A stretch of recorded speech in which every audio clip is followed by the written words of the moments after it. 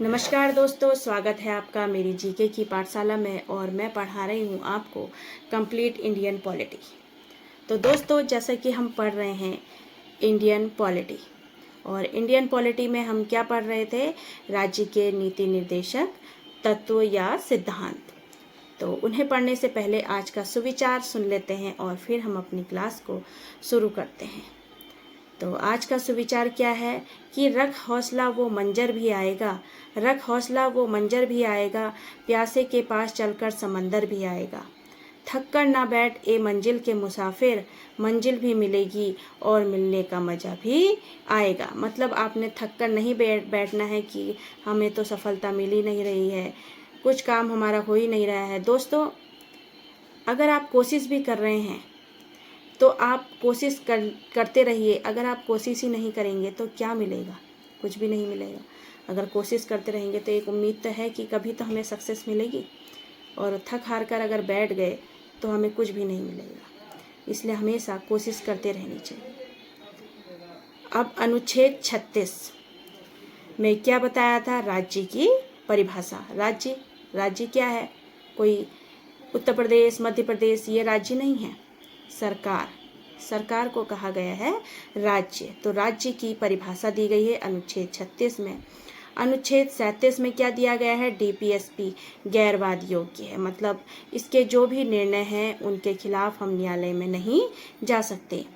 अनुच्छेद 38 में लोक कल्याणकारी राज्य और आय की असमानता को कम करना, यह अनुच्छेद 38 के अंतर्गत है।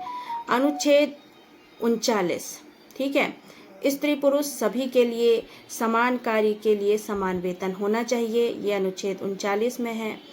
अब अनुच्छेद 39 कैपिटल ए, इसमें क्या कहा गया है? निःशुल्क विधिक सहायता। ये आपको बताया था मैंने बहुत डिटेल से। मैं आपके लिए बिल्कुल शॉर्ट रूप में लाई हूँ ये सारे कि आपको इजी वे में याद हो जाएं, और इसलिए मैं आपको ये पढ़ा रही हूँ एक बार फिर से, ठीक है। अब अनुच्छेद 40 में क्या बताया गया है? पंचायतों का गठन। अनुच्छेद 44 में समान नागरिक संहिता। अनुच्छेद 45 बालकों के लिए निःशुल्क और अनिवार्य शिक्षा का उपबंध। तो दोस्तों, इसमें भी कुछ पॉइंट हैं जो मैं आपको बताना चाहती हूँ।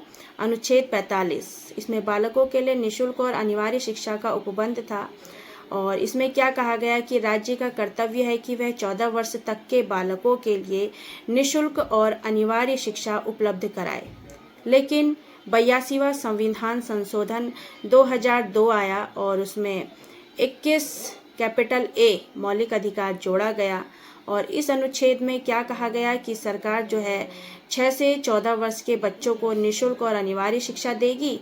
लेकिन फिर डीपीएसपी के 45वें अनुच्छेद में 82वें संविधान संशोधन में जोड़ा गया कि अब 6 वर्ष तक के बच्चों को अनिवार्य शिक्षा दी जाएगी और उनकी बेहतरी के लिए भी कार्य किया जाएगा, ठीक है। पहले 82वें संविधान संशोधन 2002 के अनुच्छेद 21 कैपिटल ए मौलिक अधिकार जोड़ा गया था, और इसमें 6 से 14 वर्ष तक के बालकों को निःशुल्क और अनिवार्य शिक्षा दी जाएगी, ऐसा कहा गया था। और डीपीएसपी के 45वें अनुच्छेद में क्या कहा गया? 82वें संविधान संशोधन में कि 6 वर्ष तक के बच्चों को अनिवार्य शिक्षा दी जाएगी और उनकी बेहतरी के लिए भी कार्य किया जाएगा। अब डीपीएसपी में 3 बार संशोधन किए गए।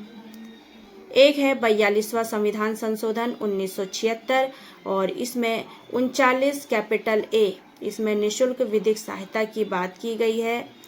कैपिटल ए, कैपिटल बी, ये मैंने आपको बताए थे, ये कब जोड़े गए? जब संविधान में संशोधन किया गया। और जो स्मॉल ए, स्मॉल बी हैं तो ये संविधान में पहले से ही थे, ठीक है। तो अनुच्छेद 39 कैपिटल ए, इसमें निःशुल्क विधिक सहायता की बात की गई है। और 43 कैपिटल ए में उद्योगों के प्रबंध में कर्मकारों के भाग लेने की बात की गई है। 48 कैपिटल ए में पर्यावरण एवं वन्य जीव के बारे में बात की गई है, ठीक है। फिर आता है 82वां संविधान संशोधन 2002। तो इसमें क्या कहा गया कि 45वें अनुच्छेद में 14 साल के बच्चों के लिए जो अनिवार्य शिक्षा थी वह अब 6 साल के बच्चों के लिए कर दी गई, ठीक है।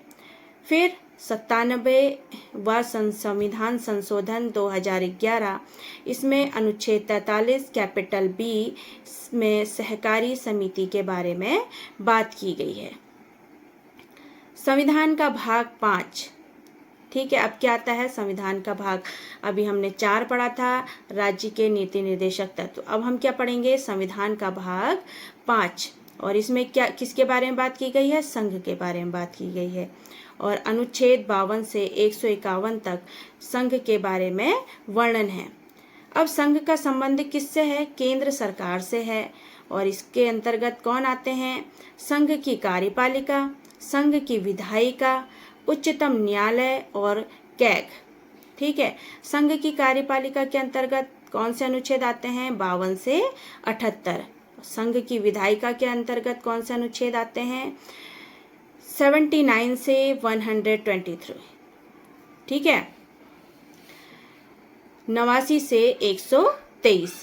और उच्चतम न्यायालय में अनुच्छेद कौन से आते हैं, 124 से 147। और कैग के अंतर्गत कौन से अनुच्छेद, 148 से 151, ठीक है। इतने अनुच्छेद इनके अंतर्गत आएंगे और ये हम पढ़ेंगे अपनी अगली क्लास में। यह भी मैंने आपको बिल्कुल शॉर्ट वे में बताया है कि आप अच्छे से थोड़ा समझ जाएं, ठीक है। अब किसी भी सरकार के पास शासन करना है, किसी भी सरकार को, तो उसको क्या चाहिए, 3 बॉडीज चाहिए, 3 इकाइयां हैं उनकी सरकार के पास। तो कौन सी हैं, विधायिका है, कार्यपालिका है और न्यायपालिका है। विधायिका का अर्थ क्या होता है, कानून बनाना। और कार्यपालिका का अर्थ तो आप समझते होंगे कि जो भी विधायिका ने कानून बनाया है उस कानून को लागू करने का कार्य किसका है, कार्यपालिका का है। और न्यायपालिका का जो अर्थ है वो ये है कि जो भी कानून बनाए गए हैं उनकी जांच करना, ठीक है। तो ये थे इसके अंतर्गत हमने राज्य के नीति निर्देशक तत्व 36 से अनुच्छेद 36 से 51 तक पढ़ लिए थे। और आज हमने थोड़ा सा शॉर्ट वे में भी पढ़ लिए हैं। और अब हम क्या पढ़ेंगे, संघ के बारे में पढ़ेंगे। तो ये हम पढ़ेंगे अपनी अगली क्लास में, सॉरी, ठीक है, अपनी अगली क्लास में पढ़ेंगे हम। और इन्हें आप बहुत अच्छे से याद कर लीजिएगा, ठीक है दोस्तों। तो मिलते हैं फिर आपसे अपनी अगली क्लास में। तब तक के लिए अपना ध्यान रखें, स्वस्थ रहें, खुश रहें। Thank you.